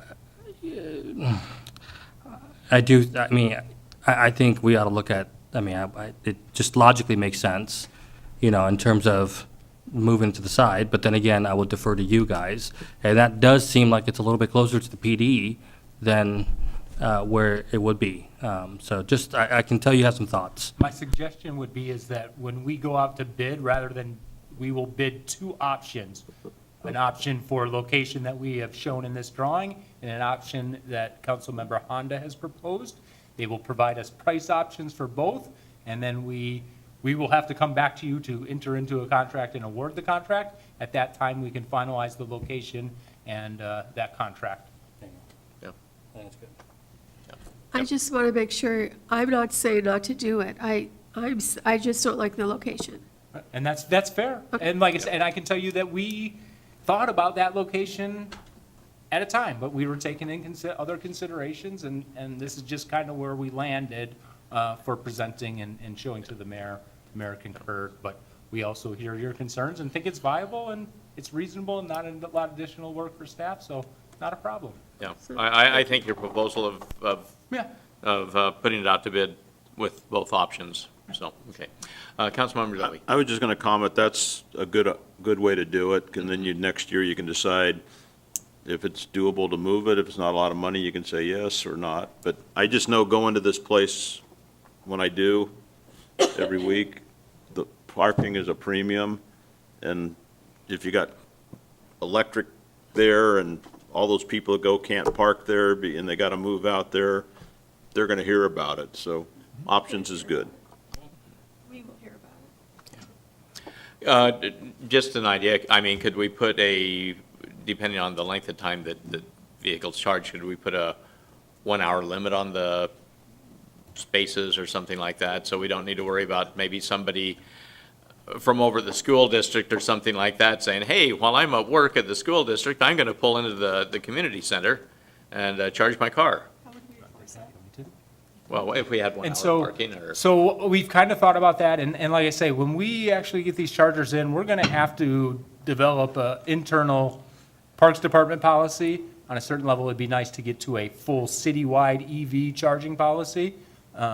And so at that point, we can make those decisions on Okay. what rates we're gonna charge, if we're gonna charge those opportunity costs. Because I think that's one way to discourage people from overextending their stay in an electric vehicle parking spot, is to charge those opportunity costs. That way, there's incentive to them to know, hey, I need about an hour charge. After the hour, I got to run out, move my vehicle, so that I'm not paying more money to just have my car sit there and not take a charge. Yeah, okay. But again, that's a bigger policy decision, and how we want to do that in a public parking lot, in a public space, needs to be discussed. We need to be transparent and let people weigh in, too. Okay. I just have one quick question on this, on financial impacts. It says future costs are nominal and would only be due to ongoing costs associated with operations and maintenance and periodic inspections. The charge that we're giving, okay, I guess charge goes to a couple of definitions for charge. The charge they're paying for charging. Yes. Is it just the flat rate for the electricity, or is there a margin in there to cover? We get to make that decision. Okay, that's something that we can decide? Yes. Okay, Yes. all right. And that's, Excellent. we haven't So even. then that can be decided in the future then? Yeah, and that's Right. all with SharePoint is the company and the ones where the charging units we're specifying. And so with that, we would work with them. We've got, I think, 5 years built in on maintenance, or is it 3? 3. 3 years on maintenance and kind of those annual inspections. And so the cost would be if someone did cut off a cord and we had to replace that, Okay. or, but software upgrades, all that, first 3 years. Yeah, what I'd say looks that like. what we charge and whether it covers it, that can be for future discussion. Sure. All right. Oh, Do we need to change the motion to include the fact that you're gonna I have don't two- think that with the motion, I mean, I don't think we need to change the motion. So in my mind, we're asking for authorization to To to bid. go out to bid. We have taken your instruction, and we are going to add 2 options for locations in that bid. And so I think that meets all the criteria, and so I think the motion would still stand. That's on your agenda, Bill. Councilmember Sefton Austin, do you have a motion or do you have another question? It's a question. When you said if somebody cuts the Cord, sure. cords, so if it's in a different location, then there's a high probability that could happen. So, I got a couple of them over at the Commons Mall, and I like to frequent Dick's. They make a good burger, right? And so I have seen where that one has been out of commission because it's been cut there where the Amazon Fresh used to be. But a lot of times, I'll go to Dick's and I see a car sitting there charging. So, So that things might be a happen, just consideration. like we get tagged in the park, things can happen, but. But my question is, can we put a sign saying, be actively charging or something like that, so people just don't park Well, we there? can dictate, like, I also heard here that we wanted these electric vehicle parking spots to be available for handicap if they're not in use. And so, we're gonna have to talk with the legal team, we're gonna have to talk with Public Works, on just how we accomplish that, and we are abiding by the law as well. And so, we would vet all that properly. I'm certain we're gonna have to custom signage if we decide to be handicap and electric charging, because I have not seen anywhere in any of my travels where they combine those two types of parking. And Cedar it may Brook. not be required by law. Again, this is a new concept to me that we have got to research and understand. Yeah, I would Cedar Brook has suggest, it. Cedar Brook Lodge and SeaTac. Oh, does it? Okay. And so I would That's send nice. someone, or I would go up there and get a field trip, take pictures of those, and use that as a basis for that. But again, we're going to vet it through legal. We're going to make sure EJ looks at it, and he's given us all the transportation guidelines and all of that, and we're meeting WashDOT specifications. So we're going to do it the right way based on the direction you give us. all right, sounds you. great. I'd suggest we can take that all in future discussions, so. Councilmember Suffolk Dawson, do we have a motion? Sure. I move to forward option 1 to the January 6, 2026 consent agenda for approval. Second. We have a motion and a second. All in favor, please say aye. Aye. Aye. It carries unanimously. Thank you for your 3-0. support, council. All right, thank you very much. And let's go on to item J, Food Insecurity Human Services Commission recommendations. And let's see here. I should have had this all. Yep. So good evening, everyone. All right. Yep, okay. Okay, all right. Go ahead. Angelina, I'm going to take a shot to see if I can get your name right. Alan PC. PC, okay. Thanks for the help. I wouldn't have gotten it right. Eventually I will, but thank you. Thank you, Chair Walsh. Good evening, everyone. Good evening, Council President, Coach Marr, and members of the committee and council members. Let me run through this presentation for you on the Human Services Commission's food insecurity recommendations. So the policy question that is before you today is, should City Council approve the Human Services Commission food insecurity grant recommendations? Just to provide a bit of background, so in 2022, King County had provided a $100,000 grant to the city of Federal Way. And the grant was to be used to focus on unmet needs that had emerged during COVID-19. Because of staff turnover, that slowed the program planning down a bit and delayed the use of the available funds. The funds were there, but because of staff transition, the funds were just basically sitting. Once we were staffed up, then the team restarted planning to determine the best use of those resources. We identified food insecurity because we have seen it as a top priority long before the issues with SNAP came about. We recognized that there was still a rising need even after COVID, seeing the food prices increase with the tariffs, et cetera, and the limited local support for vulnerable households here in Federal Way. So we conducted an application process where we issued a Notice of Funds Available, or a NOFA. That was issued on August 22nd. As I mentioned earlier, the total available funding was $100,000. It's a one-time grant. This is not money that will continue beyond 1 year. The criteria that we used was looking at food banks, food pantries, and organizations that operated meal programs. The application process was a competitive one. Staff provided a technical workshop to applicants who had applied. That was held on September 4th. The minimum request that we asked was around $20,000. Just because of the limited amount of funding, we wanted to be sure that we received enough in terms of funding requests that they could at least meet the minimum threshold. So as I mentioned, the funding period is from January through December of next year, and the application deadline was on October 2nd, so not too long ago, and 8 organizations did apply. So you'll see the 8 organizations that are listed before you. I won't read the names or the amounts. What I'd like to draw your attention to, though, is that the total funding request was over $361,000, and we only had $100,000 in the amount that was available. So that left a funding gap of $261,391, which means not everyone was going to receive funding based on their funding request. So the recommendations from the Human Services Commission were that 3 organizations receive funding. It's Bridging the Gap in the amount of $29,000, Multi-Service Center in the amount of $44,000, and the South King County Neighborhood Council in the amount of $27,000. I know the slide earlier referenced that Multi-Service Center was seeking 40,000.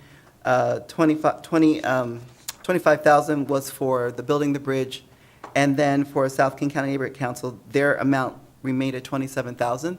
The reason for the extra increase is if we had just did those with their normal funding request, it would have been $92,000. So what the commission decided was that to split 4,000 additional to Multi-Service Center at 44,000, and then also bridging the gap from 25,000 to 29,000. But these proposals, based on the Human Service Commission recommendation, had showed that there was a direct connection to the city priorities for addressing food insecurity here for next year. And it also, their plans were very clear and that the outcomes were measurable and realistic strategies for delivering services. Other proposals that were not selected, so the other 5, the reasons that they were not selected, I mean, quite frankly, there's not enough funding available. We had limited amount of funding that was received from King County, and so the Human Services Commission wanted to maximize those resources. Also, when we looked at, and the Human Service Commission looked at alignment with city priorities, it wasn't as clear, and the details that they provided were very limited on how services could be delivered. Several requests were not very cost-effective based on the number of residents that they wanted to serve, and that there were a few proposals that lacked key information in terms of looking at this beyond just one-time funding, but how they could continue to sustain that particular activity over time. So the recommendation that is before you is that this committee would move forward the Human Services Commission's food insecurity grant recommendations to the January 6, 2026 consent agenda for full city council approval. I will stop there to see if you have any questions. Thank you very much for your presentation. And Councilmember Honda. Thank you. So, what is South King County Neighborhood Council? So the South King County Neighborhood Council, they're located here in Federal Way. They're on 333rd and First Way South. So this is an organization that serves low-income families, refugees, and unhoused residents. And they run apparently a food pantry. They receive food donated from the Amazon Smile. They also execute a food distribution program where they receive food from Northwest Harvest and provide a cultural hot meal to immigrants, refugees, etc. Their goal is to expand their existing programs with these resources, and they have partnerships with the Federal Way School District, with the Episcopal Church of Good Shepherd, Federal Way Senior Center, and also Multi-Service Center, among others. In addition to that, they are looking at using their their own funding in the amount of $5,000 from the Renton Regional Foundation and Northwest Harvest, and would also purchase food with the funding that they would receive from this grant. Do they provide a hot meal every day? That I do not know.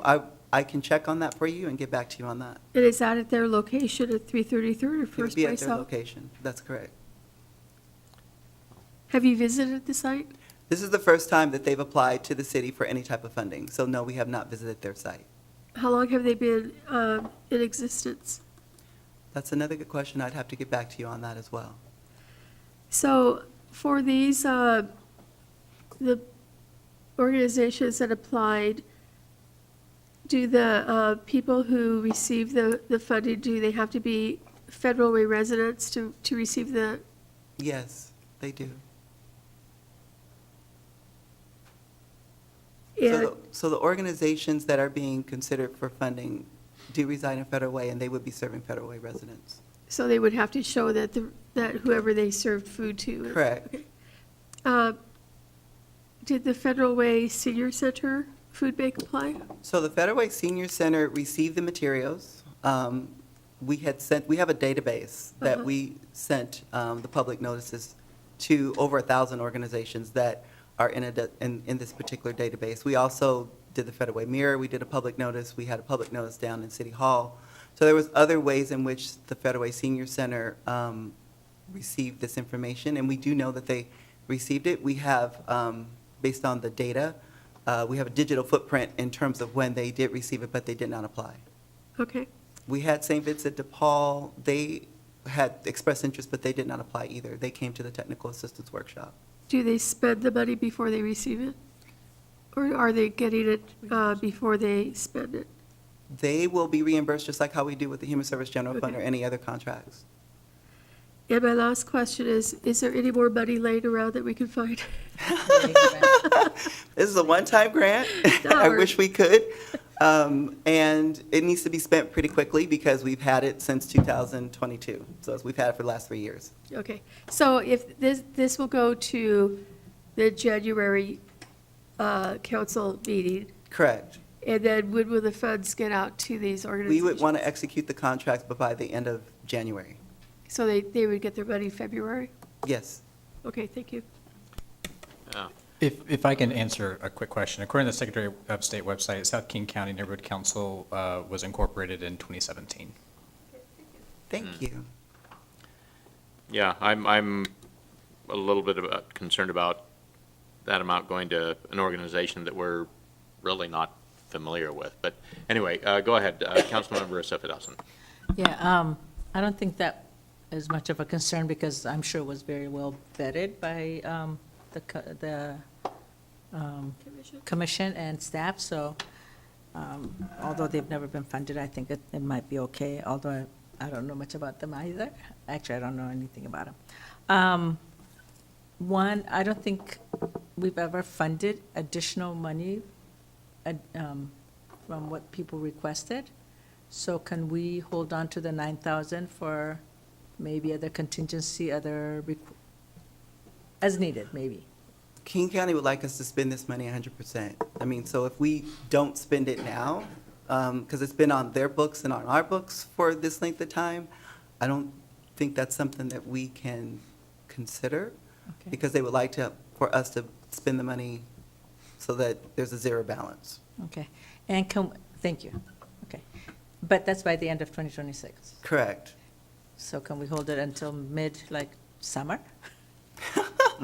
I think the challenge is that because if you saw the request that came in, $8,000 is not even a drop in the bucket if we're trying to maximize the cost of how those funds can be utilized to support Federal Way residents. And so I think the Human Services Commission, they sort of looked at that and they didn't want to leave any money on the table. So they wanted to ensure for those organizations that they wanted to recommend for funding, to increase at least Multi-Service Center and Bridging the Gap, because they knew that those funds could be utilized right away. Okay, so do you know if they all provide culturally or ethnically appropriate type of services also? Because some groups, or can we put that in the contract? Because We could put it in the contract. I would assume that they do. I know that Multi-Service Center is very keen on ensuring that the foods that are provided are culturally relevant, as well as I know Bridging the Gap is, as well as the other new organization that the city hasn't funded before. And just, if I may, as we look at the funding streams, looking at the reduction of federal resources, we're going to start seeing new organizations that have been in existence but perhaps have not applied to the city before. So I'm actually excited that we have a new organization, and that if you saw the slide number 5, you would also see we have other new organizations that have applied to the city as well. So I think that it could be a trend that we will be seeing in the future. thank you. Council President. Thank you very much. I was just doing a quick Google search because I'd never heard of South King County Neighborhood Council before. It looks like it's in West Side Center here off of First Way South and 333rd. And it does look like a brand-new organization, and it does look like they have ethnically cultural foods approved. It's just interesting. I'm just new organization, but our Human Services Commission does an excellent job of reviewing all of the people that apply. And so it looks like they're going for those communities that they could use the money right away in the way of for food, it sounds like. Correct, yes. It sounds like that was what they were doing. So Bridging a Gap, I'm not real familiar with that either. Well, we're currently supporting them through ARPA funds, if I'm not mistaken. Through what? Through ARPA, ARPA? the ARPA funding. Bridging a gap. They're a volunteer-based organization also here in Federal Way. They primarily support students Oh, that's the in lunch 20 different. program. Oh, yeah, they're great. Kiwanis supports them too, Linda. Yeah, Yeah. brain dead at the moment, thank you. And I also want to assure the council that when any organization, whether it's one that the city has served and supported for a long period of time, or if it's a new organization, staff does monitor the contracts. We ensure that they are performing as in the way that they should based on the conditions in the contract. And if they're not, then we would share that information with the Human Services Commission if for some reason any type of, what I would say, corrective action would need to be taken if they're not meeting certain benchmarks in the contract. Thank you. All right, Councilmember Dovey. So this grant, did it have to go out for people to put in bids on it, or is that how we have to give it out? Well, I mean, typically we do a transparent process when we are issuing NOFAs. We've done it with the SURF program through CDBG. We've done it with the Human Services grants. I mean, that is typical in terms of what we So would need to do. The reason I asked the question is just not too long ago, this council decided to give, what was it, 15,000, 20,000 to the 2 food banks, and we just did it. But I believe that was based on the mayor's No, budget. yeah, I get that, but, I mean, we know everybody needs food.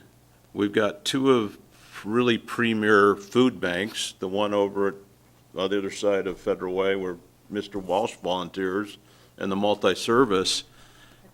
Why wouldn't we just say, here's 100,000, 50 to each one, and be done with it and get food to people immediately? I mean, I'm just asking the process, why we didn't do something like that. Isn't it King County money? It's King County money, The other public one's- money.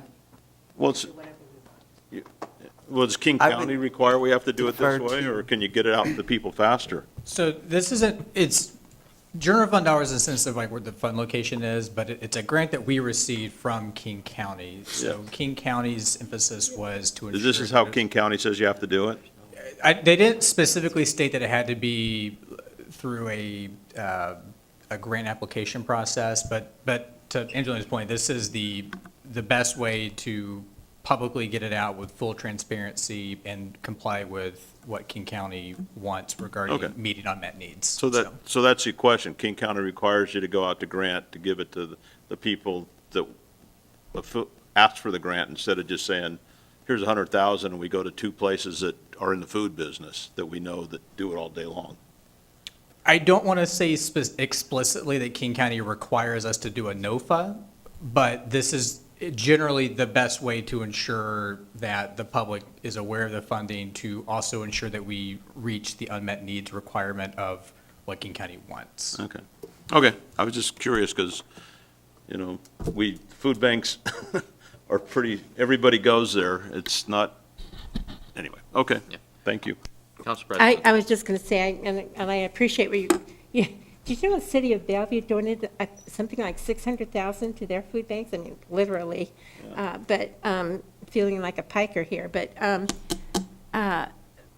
for example, the Bridging the Gap those are programs for the kids at school that they're not bringing food to, they don't have anything to eat at school, or they don't have anything to eat on the weekends, No. and they're not going to the food bank. So that would be one. I get that. It's just that, you got a need, Yeah, I and it's how fast, the money gets out to people. It's another 30 days versus tomorrow.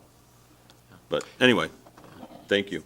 You're welcome. So, what criteria did the commission use? I mean, was it a scoring, they score them all, or how did they? They did score them all, and there was an evaluation criteria that they were given in order to score them. And I may have Layla try to help me, but 50 points were around in terms of the programmatic aspects of what they were proposing. I believe there was another 30 set of points for looking at sustainability, looking at the monitoring, how they were going to monitor, what were they, looking at as far as unduplicated number of residents that would be served, and then I know there was a scoring for 10 points, the total 100 points that were possible. If you wanted that information, we could provide you with what the scoring looked like based on the average score that the commissioners gave. Councilmember Dawson. Yeah, actually, if you read the comment here, it says that there were agencies that asked for money where it didn't meet the per person cost was high, therefore they didn't fund them. So I think it was well done in terms of how they determined who gets it. Because there was one request for $99,000, which would have been the full amount that we have available. Yeah. And that particular organization, they didn't have a true sustainability plan. They wanted to restart a program that they had about 2 or 3 years ago, but there was no sense of over time how that would be sustainable. And so the commission probably looked at this and said, we want to know sustainability. We want to know how you're going to move from using this grant, sort of, I would say, a seed money, to then be able to carry forward that program over time, not just using it one time and then it's like one and done. That's not beneficial for the residents here in Federal Way. Yeah. I mean, what you have written here about Health Point, I mean, it makes very good sense that that wasn't chosen. I mean, that does not make sense at all. And they were only looking at wanting to support 20 individuals, which Yeah. if you look at the cost analysis on that, that would have been You over can really several feed, thousand. I mean, hey, they can be, 25 people for that amount can be eating filet mignon every night, just, so. I guess my, like Sound Generations, I mean, it's been around for a long time and does a lot of good. I mean, that's it's the Meals on Wheels program, correct? Correct. And so, do you know how it scored compared with these other three? That one would have come in about, I'd have to look at the scoring, but it may have been like in the low 70s, high 60s, in terms of the average percentage. And these three that were, that you did select, how did they score? Where were they? Bridging the Gap was number one, at about 96%. Then the Multi-Service Center was at around, I believe, without having the information in front of me, around 84 points. Now, I will say that South King County Neighborhood Council, they came in fourth. However, Health Point came in third with 82 points. But because of the cost, that was, thank you. So now I don't have to go by memory. So let's see. Bridging the Gap, as I said earlier, came in at 94%. Multi-Service Center came in at 86%. And then South King County came in at 78. Sorry, I don't have my glasses on. However, as I was mentioning, Health Point came in at 82, but their cost, they were looking at serving 20 individuals. That makes me wonder on the scoring. It seems like that there's, maybe the scoring process needs to be, it seems like there's some flaws, major flaws in the scoring process for. I think that what should they have did taken is that look at into the account. merits of the proposal and what staff do to provide support to the commission is to provide that cost-benefit analysis to see, okay, if we're looking at this organization and that score may be high, you need to also drill down a little bit deeper to see what that cost-benefit is. And when you looked at that, when staff looked at that and did that analysis, it was at least $3,000 or $4,000 per person, which. And that's what I'm saying. It seems like that cost benefit part the scoring should, just with the scoring itself, should take into account And the that is cost something we benefit. can do in the future, And yes. so I would suggest working on the scoring process, so Sure. there's more, with my time on the Human Services Commission, the way that some things were scored, I thought it doesn't, it seems like that it's kind of, with academics, I mean, there's teachers that teach to the test. Correct. Rather than really what benefits the kids. They're teaching to pass that test. And it seems like that sometimes with the scoring, that's the way it was, is that some of the organizations know how to what they need to say. Right. In order to get the maximum score. That's fair. And we will look at that in the and future for so, future okay. All right. applications. So, but this being done now, and the, I have some concerns about South King County Neighborhood Council, but I don't want to second guess what the commission did either, and for the sake of time, I would have some questions. suggest, okay, yes. So, will Bridging the Gap with the $29,000 serve another school with that? They will serve the 20 schools in the district that they're supporting now, So they won't add another school? not to my knowledge. Okay. Huh? How many are they serving now? She just said 20. 20. They're serving 20 schools. Yeah. Well, at one point, so when they started, the Kiwanis Club helped them get started. And it was far less than $29,000 a year to serve a school. I know that things have changed and food certainly costs more, and we have more students that need the support, so just curious. And the South King County Neighborhood Council, is that run entirely by volunteers? I'd have to get back to you on that. I know that they do have, I believe they have staff, and they do have volunteers, but I can be more definitive and provide that information to you. Because I looked them up, and it doesn't really say much about them. I can't find much information. For the next, should this go before city council in January, I will have an answer for you. Okay. Thank you so much. Thank you. All right. Do we have a motion? I will find it. I move to forward the Human Services Commission Food Insecurity Grant recommendations to the January 6th, 2026 consent agenda for approval. Second. It's been moved and seconded. All in favor, please say aye. Aye. Aye. Thank you. All right, thank you. Thank you for all of your work, and thank the Human Services Commission for us as well for their work, okay? I will. All right. And I believe that with the amended agenda, That's it? that is it. It's good that we didn't have a whole agenda. We'd be here until 10 o'clock. Oh, boy. Yeah. It's going to make for a long meeting next time, so. All right. So our next meeting will be January 13th, Tuesday, January 13th, right here at 5 o'clock. So, And- Chair, yes, just yes. want to remind everybody to be at the community center in the morning at 7:30 or earlier if you want to eat breakfast for the legislative breakfast tomorrow. All right, Okay. thank you. Can we make the motion that you personally call all of us? I'm calling you at 4 a.m. My son's already up at 4 a.m. Okay. All right. All right, and with that, we are adjourned.